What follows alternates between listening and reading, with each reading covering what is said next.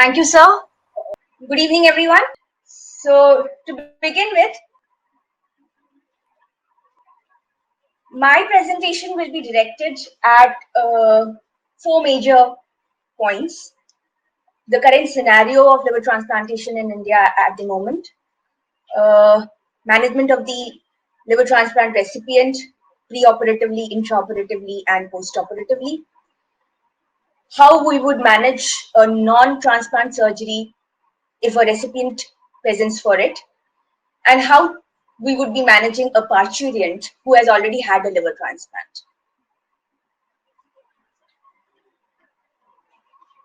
So the first liver transplant was performed by Thomas Starls at the University of Colorado in 1963. Over all these years, it has remained static at around 6,000 per year in the US.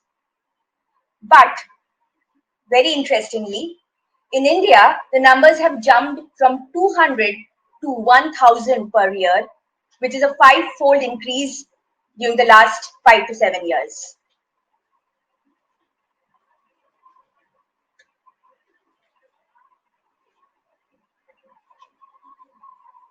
So undoubtedly, liver transplant is one of the most successful innovations over the last 50 years. And although it has taken India around 40 years to reap the benefits, the current rate of growth of liver transplantation in the country is a clear testimonial to the success of this procedure. So now, what is the basic difference between a deceased donor liver transplant and a living donor liver transplant, as very beautifully described by Dr. Shweta? I will just touch upon the basic difference that occurs here. In a deceased donor liver transplant, that is when we are taking the graft from a brain dead donor, we receive the whole of the liver, and that is implanted into the recipient. All liver transplants are orthotopic liver transplants. However, in the living donor liver transplant, as Dr. Shweta pointed, only a portion of the liver is taken from the donor and given to the recipient. Now, why am I harping upon it? Because the mass of the liver that is being transplanted has a bearing on the management of the recipient. When the whole liver is transplanted, as in deceased donor liver transplants, the management of the reperfusion syndrome that occurs is quite different from that in which a portion of the liver is transplanted.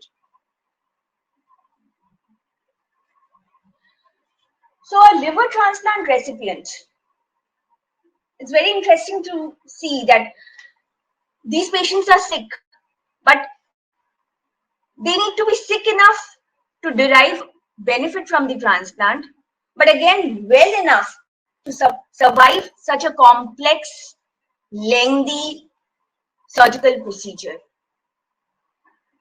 And that's why these patients with end-stage liver disease, they require very elaborate preoperative optimization, post-operative intensive care, as well as intraoperatively very advanced monitoring.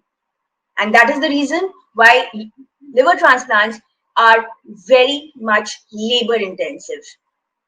Another category of patients who present to us for liver transplants are those with acute liver failure, which could be just acute liver failure or acute liver failure predisposed upon chronic liver disease.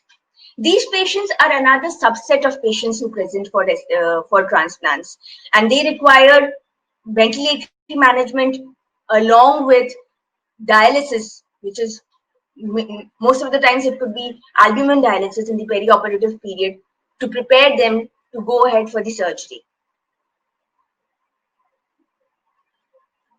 Now, in the pre-operative considerations, as Shulkat sir has already very well described, chronic liver disease or liver dysfunction is a complex multi-organ pathophysiology.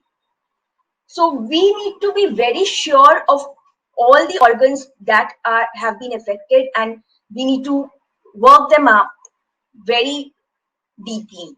We need to assess the patient's ability to withstand the stress of surgery. And that is why a multidisciplinary approach is very important in the not only in the preoperative but also in the postoperative period.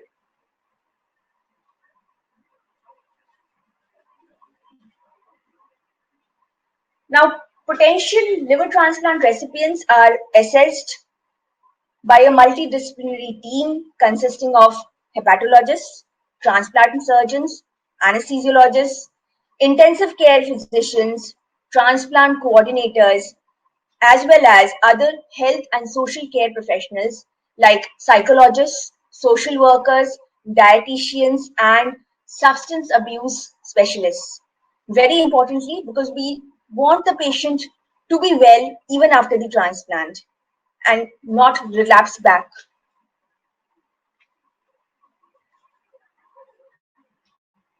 Now, let's just understand the difference between the pathophysiology of acute liver failure and end stage liver disease. What happens in acute liver failure? There's a necrotic liver for any reason, which is releasing toxins. And because of the rapid liver function loss, there are adverse metabolic effects. There are microcirculatory changes, decreased SVR, and the picture is very similar to a patient in septic shock. Encephalopathy, cerebral edema, and immune dysfunction are additional features. In a patient with end-stage liver disease, is essentially a patient who has had a chronic liver disease for a long time. So all features of portal hypertension like varices, ascites, splenomegaly will be there. A hyperdynamic circulation will be there. Neurologically, hyperammonemia leading to hepatic encephalopathy may be present. Hematologic manifestations could be in the form of hypersplenism, thrombocytopenia, dysfibrinogenemia, and increased risk of both bleeding and thrombosis. On the renal front, there is hypovolemic hyponatremia because of increased antidiuretic hormone. Now, the common causes why patients land up for liver transplant. Viral hepatitis is a very major cause, followed closely by alcoholic cirrhosis, hepatocellular cancer, but a very important point to make here is patients who have HCC. Generally, they are much well preserved and prognosis post-op as well as perioperatively, the prognosis is very good. Unlike primary biliary cirrhosis, sclerosing cholangitis, autoimmune hepatitis, drugs such as amiodarone and acetaminophen can cause liver dysfunction and acute liver failure. And there may be some other diseases such as genetic diseases, that is amyloidosis and Wilson's disease. As Sir has earlier mentioned, I will not go into the details. The prognostication of these patients is done by CTP and lately by the MELD score. A MELD score of more than 15 shows that the patient will have a good survival benefit of transplantation.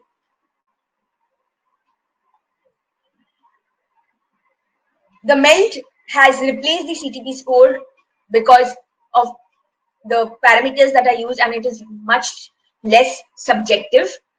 In 2016, serum sodium has been added to MELD, and something called MELD sodium is now being used. when patients are waiting on the list, if they fall into acute liver failure or a primary non-function of a recently transplanted liver, or have a HCC, then they get a priority on the list. Now, in the pre-operative evaluation of the recipient, as I said, multi-organ evaluation and detailed evaluation is necessary. The CNS, any episodes of hepatic encephalopathy, whether the patient is having it presently or has it in the past, whether the patient has any cirrhotic cardiomyopathy, portopulmonary hypertension, HPS or HRS, all of these need to be addressed. As earlier discussed by Sir, cirrhotic cardiomyopathy is a very deadly combination or deadly manifestation of chronic liver disease, where the patient has reduced SVR, adrenergic activation because of the cirrhosis and portal hypertension, and that leads to hyperdynamic circulation along with impaired diastolic function, exercise intolerance, and QT prolongation.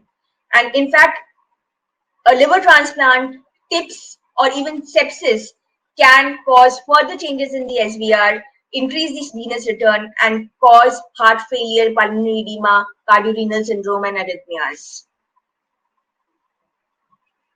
As with HRS and pulmonary hypertension, again, HPS is an entity in which there is vasodilatation and angiogenesis because of the endothelin-1 and bacterial translocation associated with hepatocyte injury and portal hypertension. On the other hand, pulmonary hypertension, there is remodeling as vasoconstriction leading to the portopulmonary hypertension. Now, in these patients, in portopulmonary hypertension, whereas HPS, it gets reversed with liver transplant. But in patients who have portopulmonary hypertension, we need to be very careful. If the mean pulmonary artery pressures are more than 50 millimeters of mercury, then liver transplant will not be offered to that patient, because it will be very dangerous for the patient to undergo a major surgery like liver transplant. HRS, again, because of the precipitating factors like large volume paracentesis, there is splanchnic, with associated splanchnic arterial vasodilation, there is a decreased circulatory volume, and all of this leads to renal vasoconstriction, causing decreased GFR, elevated creatinine, sodium retention, ascites. And in these patients, the intraoperative course is also quite stormy, and we need to be very careful in these patients, because even a second hit to the kidneys can be very detrimental to the patient. So in screening investigations, as with all major surgeries, all full blood count, coagulation studies, urea creatinine, LFTs, mostly everything according to a major surgery is done. Fibrinogen levels and fibrin degradation products are measured. That will guide the intraoperative management.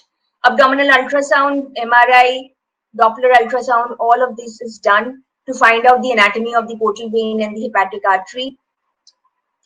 Very importantly, preoperatively psychosocial assessment is done, nutritional assessment is done, and including the assessment of muscle mass and strength of the patient in terms of hand grip strength. All this is very necessary because it gives us a global picture of the patient.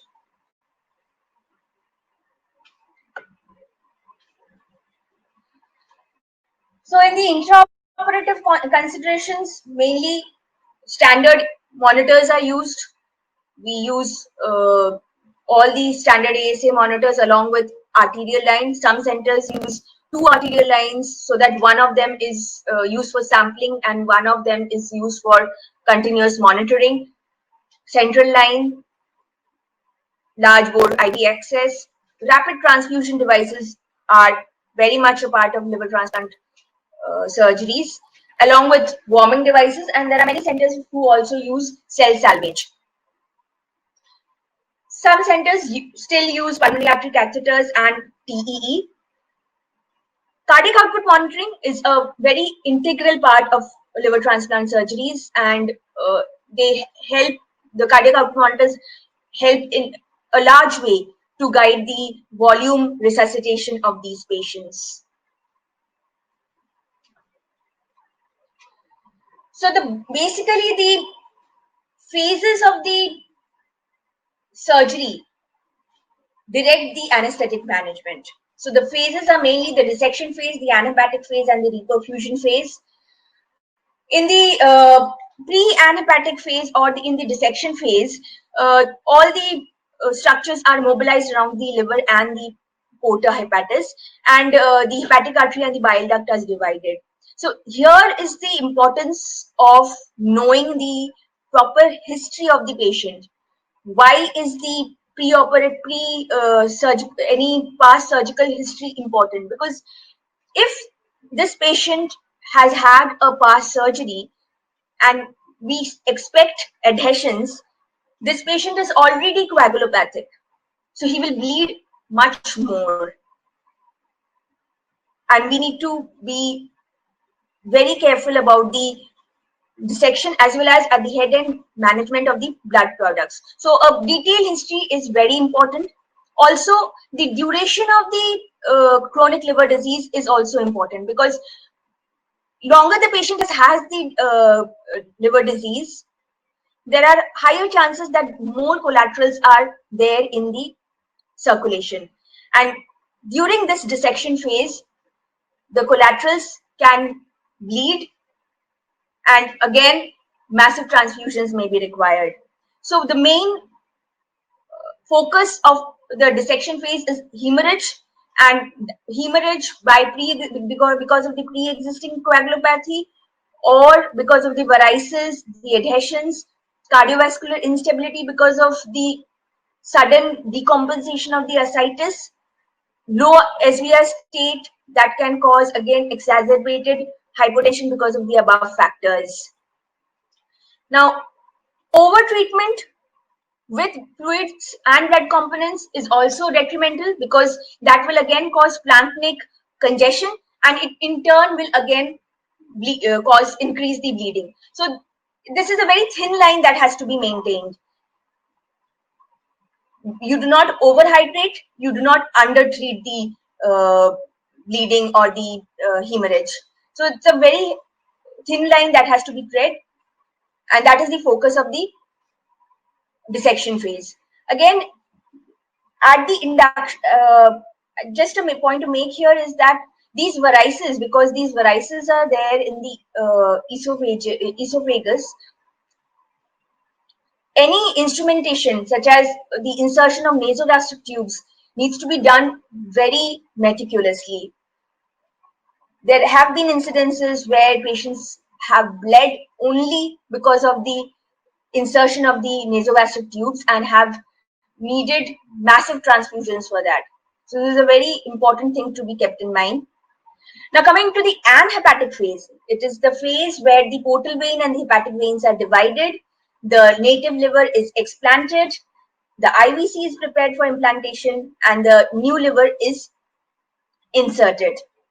Now what happens is anhepatic, so there's no liver in the patient. Once the portal vein is clamped, there's no liver in the circulation.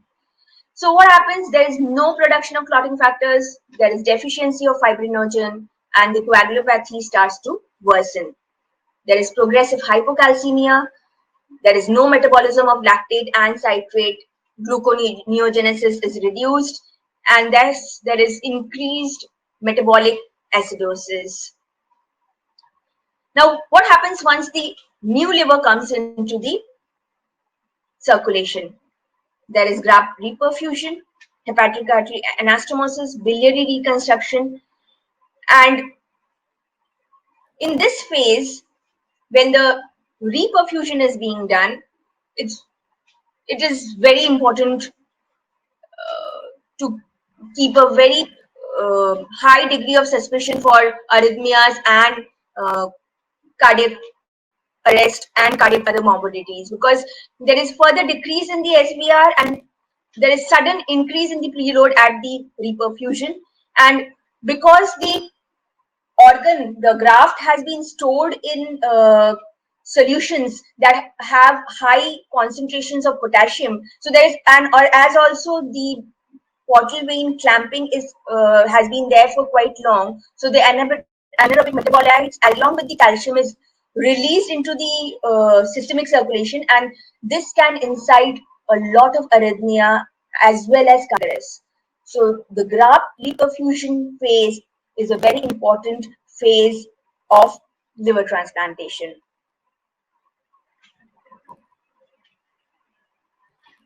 The anesthetic technique basically is a general endotracheal anesthesia with rapid sequence induction. We need to keep into mind in patients with massive ascites, there will be a restrictive lung physiology that has to be countered. Because of the large volume of distribution, hypoproteinemia, decreased hepatic extraction, and effects on the renal excretion, the pharmacokinetics of the drugs that we are using tend to be erratic.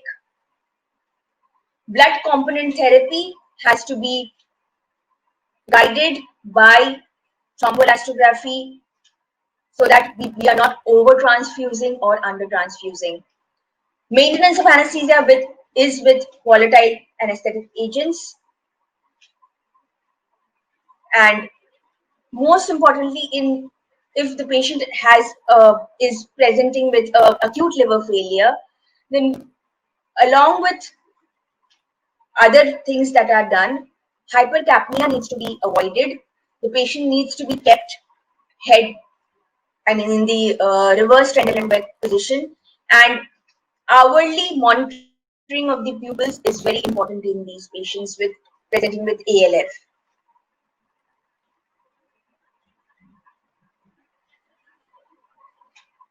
As I mentioned earlier, universal precautions need to be taken. If the ICP is increased in a patient with ALF, then osmotic diuresis and hypertonic saline can be used. N-acetylcysteine is routinely used in liver transplants because it is a free radical scavenger and prevents acute liver failure in the post-operative phase. As I mentioned, these are the goals of anesthesia: hemodynamic stability, addressing coagulopathy and dyselectrolytemia in the dissection phase. In the anhepatic phase, adequate volume resuscitation and vasopressor support with treatment of metabolic acidosis, hyperkalemia, and hypocalcemia.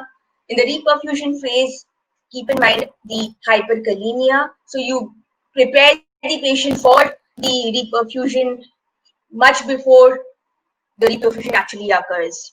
And the neurohepatic phase, again, acidosis and coagulopathy are the major concerns.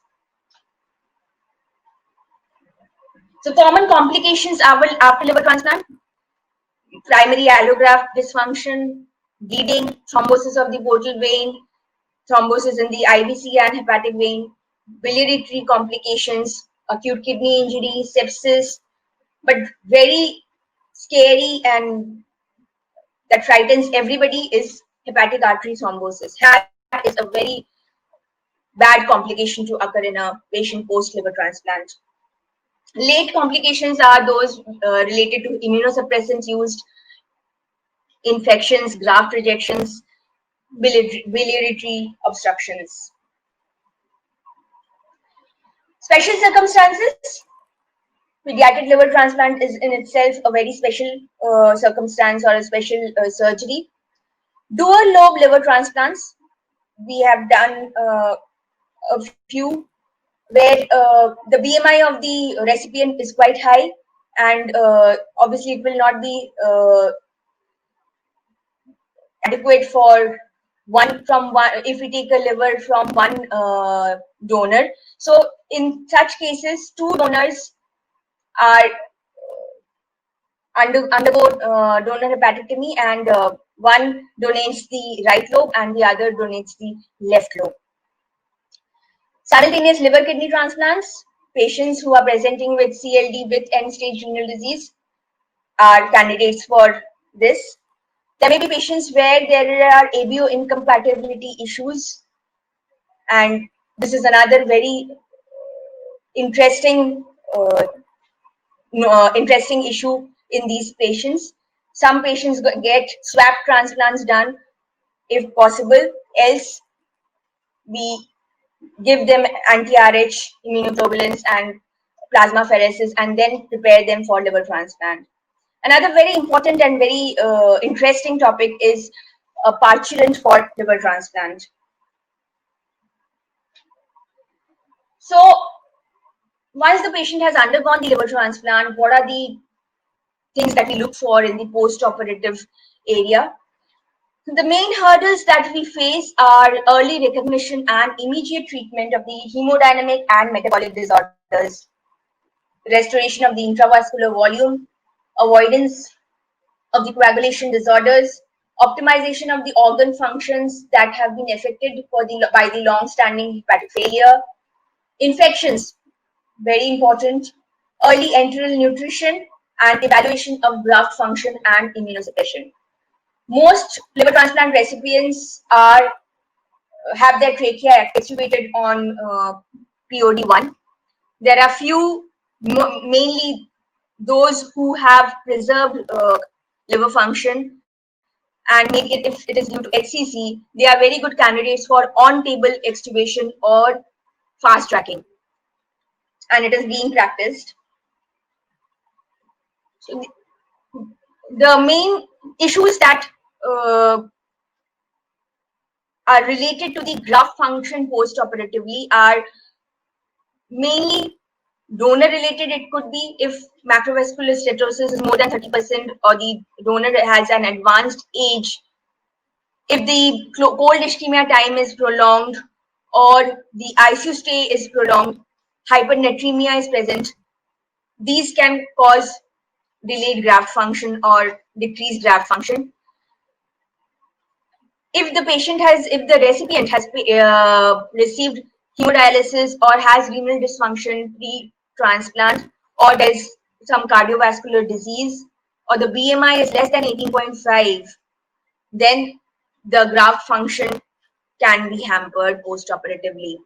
Intraoperative events, massive transfusion, a very bad reperfusion syndrome, or a very high dosage of vasopressors, these can cause detrimental effects on the graft. Ischemia reperfusion injury, graft inflow, graft outflow, and small for size syndrome. These are those related to the graft which can lead to graft dysfunction post-operatively.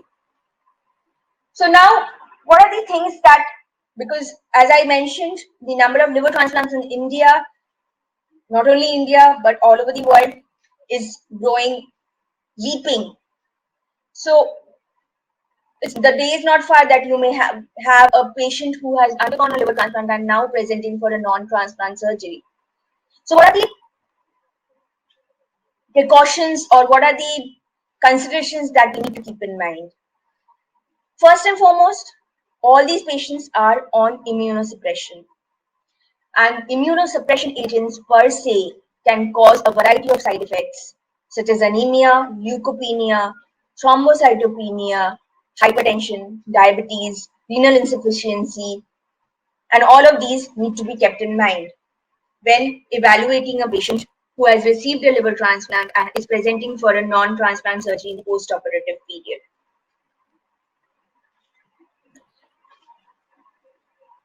As for the drugs that we use intraoperatively,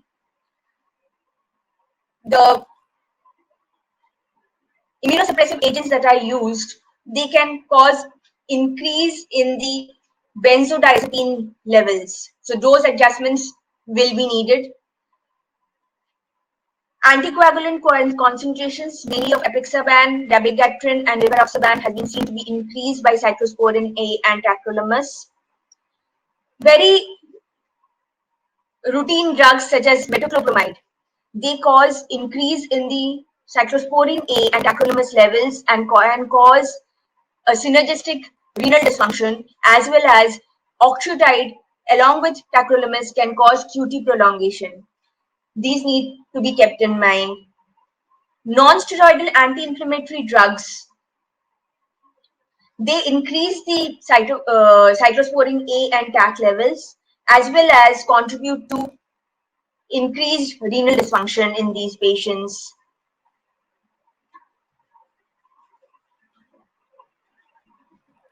Isoflurane has been seen to decrease the clearance of cyclosporine A, whereas cyclosporine A has been shown to increase the analgesic effects produced by fentanyl. So again, we need to keep in mind the dose adjustment of fentanyl in such cases. Muscle relaxants in combination with the immunosuppressive agents can result in prolonged neuromuscular blockade. However, local anesthetics have been seen to be very safely used, mainly bupivacaine and ropivacaine. As for the antibiotic prophylaxis, because these patients are immunosuppressed, extreme sterile procedures need to be kept in mind. Sterility should be of prime importance, and antibiotic prophylaxis according to the surgery should be put into practice. Now, as I said, the most severe complication of liver transplantation is hepatic artery thrombosis. So this needs to be kept in mind when the patient is presenting for a non-transplant surgery or non-hepatic surgery in the post-operative period. They should have minimal blood viscosity, a hematocrit of around 28% during the perioperative period to prevent hepatic artery thrombosis. In case we are planning for a central neuraxial block, clotting studies and platelet counts should be normal, that is both qualitative and quantitative. Many complications such as hypertension, diabetes, renal dysfunction, coronary artery disease, all of these can present after liver transplant. And very important to note is that drugs such as diltiazem, verapamil, they will increase the calcineurin inhibitors, the levels of them, and cause synergistic hyperkalemia with these immunosuppression agents. Another very important thing to note is that there is this simvastatin, atorvastatin, when a patient is taken atorvastatin or simvastatin in association with immunosuppressive agents, there is a very high risk of myopathy, which needs to be kept in mind when dealing with these patients. An entity called post-transplant lymphoproliferative disorder, such patients will be associated with an unanticipated difficult airway. So very crucial point is to have a detailed examination and detailed workup of these patients before proceeding to any elective surgery in a patient with liver transplant. Now, what is the relationship between CLD and pregnancy? It has been seen that advanced liver disease leads to menstrual irregularities and infertility in nearly half the women of childbearing age. However, it's good to know that successful liver transplant can restore menstrual function and fertility within 3 to 10 months. As a matter of fact, in 1978, first successful pregnancy in a liver transplant recipient was reported. In post-liver transplant patients, pregnancy is considered very high risk because of the increased incidence of obstetric and medical complications, adverse effects of immunosuppression, and sequels of liver failure, which may have failed to resolve after transplantation. In fact, the American Association for the Study of Liver Diseases has recommended that women should delay conception for at least 1 year following orthotopic liver transplant so as to allow for stable graft function with reduced immunosuppressant drug requirements and optimal control of the medical complications. When a pregnant lady comes with a previous liver transplant, presence for liver analgesia or a cesarean section, a comprehensive multidisciplinary evaluation needs to be done. Assessment of the graft function, assessment of common medical and obstetric complications, persistent sequelae of ESLD, whether they are resolved or have recurred after liver transplant. All immunosuppression related comorbidities need to be taken into account. And most importantly, any presence of infection should be ruled out. So abnormal liver function tests in parturients after orthotopic liver transplant could be related to pregnancies such as preeclampsia, Head syndrome, acute fatty liver of pregnancy, or hyperemesis gravidarum, intrahepatic cholestasis. But unrelated to pregnancy and related to liver transplant could be graft rejection, a recurrence of viral hepatitis, recurrent hepatocellular carcinoma, autoimmune hepatitis, alcoholic liver disease, non-alcoholic fatty liver disease, biliary complications such as stricture or calculi, and late vascular complications such as hepatic artery thrombosis and portal venous thrombosis, and most importantly, sepsis. All of these need to be kept in mind and evaluated in these patients. So just to summarize, liver transplant recipients have a complex pathophysiology, have a lot of comorbidities and multi-organ complications, and therefore understanding them is very crucial for success.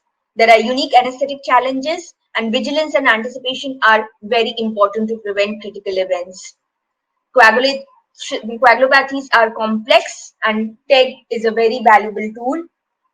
Multidisciplinary preoperative planning, preparation, and optimization is important. Extensive physiologic and metabolic derangements need to be quantified and optimized preoperatively before proceeding to liver transplant. Preoperative cardiac assessment is essential. Anesthetic management of these patients should focus on the potential for rapidly fluctuating hemodynamics, metabolic state, coagulation status, and physiology during the perioperative period. And most importantly, in fact, last but not at all the least, a closed loop communication between all the members of the team is very important, whether you are dealing with a liver transplant recipient or a recipient who is presenting for any other surgery. This is a very vital parameter or vital part of the management. So that's all for today. Thank you very much.